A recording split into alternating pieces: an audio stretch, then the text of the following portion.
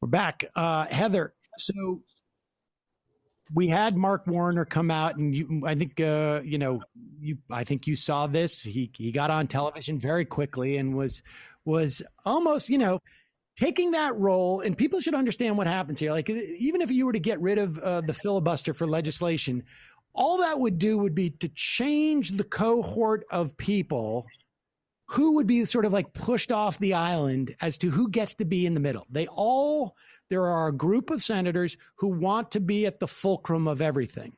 And there's more of them on the Democratic side, because in the Republicans have become far less inclined to stray from what their constituents want, frankly. But you have your Mark Warners. I would imagine we're going to see Mark Kelly do this as well. We're going to see if maybe Ossoff or Warnock, they might be people like that as well. There's a couple others in the Chris Coons, maybe.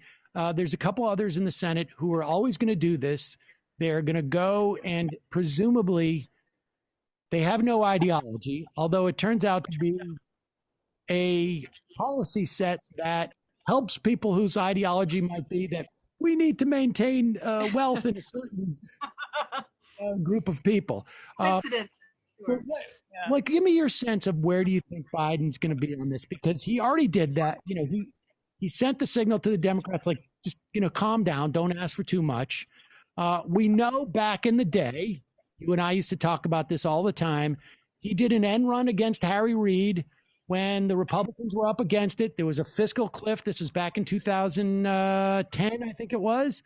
Maybe it was 11, and undermined Harry Reid's attempt to negotiate and get taxes raised on corporations and whatnot. Where do you think? What do we think? What do you think we're going to see? Well, I think Joe Biden has always overrated his negotiating skills. You go back and look at his history in the Senate, and he's never been as good at that as he thinks he is. And the Senate is a different place than it was when he was a senator anyway, largely because of what you said. The Republicans are, they're in safe, very red states with a rabid constituency that will support them, even if they can shut down the government for 6 months, and their constituents would be fine with that. I mean, that's part of the problem that we have with this polarized situation. This is a very different world than Joe Biden once lived in as a senator, and even as a vice president. I mean, it's gotten exponentially worse over the last 12 years at least. So, I worry about it, to be honest with you. I do think that he is inclined to believe that he has some kind of a magic touch in this way, and that he's going to be able to get on the horn with Mitch and whoever. And this is regardless of whether or not the Democrats have a majority. Having the majority is super important because, as you said, you can get his cabinet officials confirmed, judges, and mostly they can set the agenda. Instead of having Mitch McConnell not allowing any amendments or requiring all these things to get legislation just to the floor, you'd have Democrats, you'd have Chuck Schumer, at least getting it to the floor, which we can't do now. So it's hugely important, and I don't mean to underrate it or say it doesn't matter, because it certainly matters. But in terms of actually getting legislation done, the dynamic that you just described of these people in the middle, the problem solvers or whatever they want to call themselves, they're always in there just kind of going, and Joe Biden is one of them. So what we have is, I'm not sure how long, the one thing that I feel is that, what's different now, first of all, there's a very active, progressive, activist class that is not going to, like under Obama, it kind of all fell apart because that was kind of more of a cult of personality in many ways. And it didn't really last. It wasn't organized around any kind of ideology or even philosophy. That's not true now. That this exists outside, it has nothing to do with Joe Biden, that's for sure.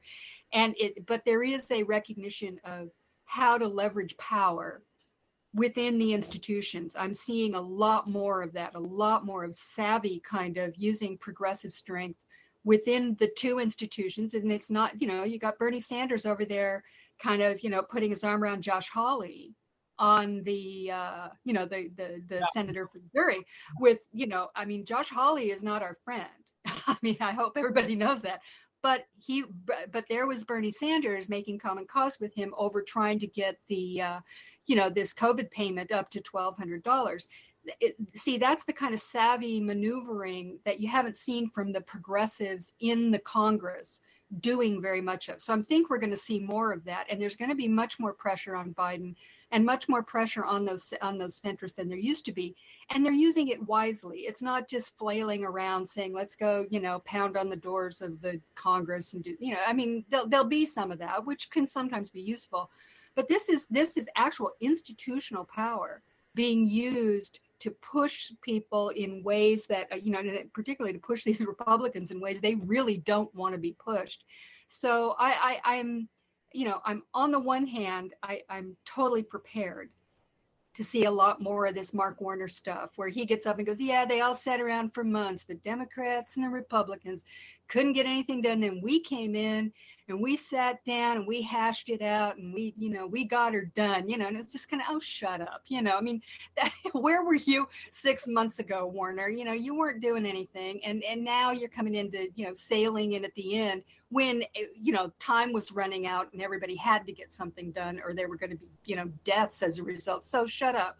Yeah. But we're going to see more of that. But by the same token, I think we're also going to see more of the things like Sanders and Hawley. We're going to see things, people in the House, the Progressive Caucus is, I think, becoming a much more effective caucus in there. And that's super important because there's a whole bunch of them.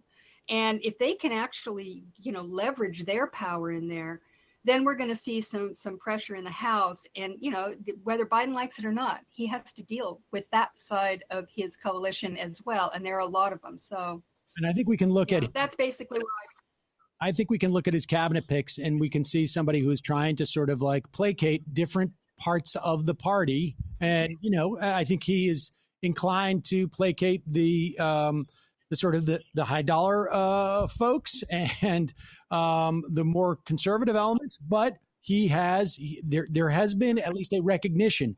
We can see it a little bit in his Secretary of Education. We can see it in his Department of Interior. We can see it a little bit on the Council for Economic Advisors and more.